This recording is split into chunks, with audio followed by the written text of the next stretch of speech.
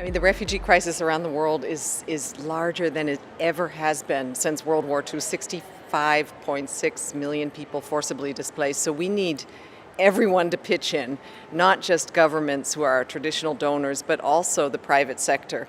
But not just with money. We need the expertise, the innovation that companies can bring to crisis situations, to refugee camps where there's too little connectivity, for example, or too little light, or too little opportunity, or educational opportunity. So we are looking and we are expanding partnerships with the private sector and believe that everyone, civil society, companies, and governments have a responsibility to pitch in.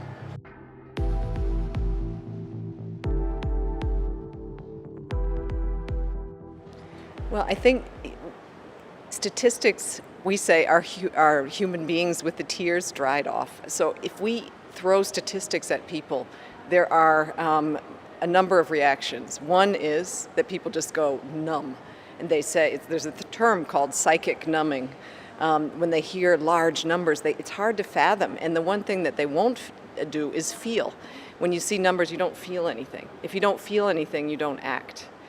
The other problem with statistics, it can have the reverse effect, and that is they can be used to provoke fear. And we see that, we've been seeing that in Europe and also in the United States, that politicians are using the fear of populations to get votes by saying large numbers of people are going to be coming into your country.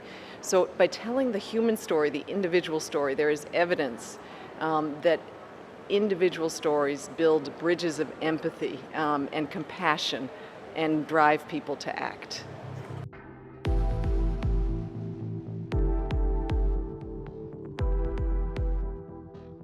Being a communicator is sometimes an isolated profession in our own worlds, and it's really nice to come together with people who understand the profession, but we also there's so much to learn from each other.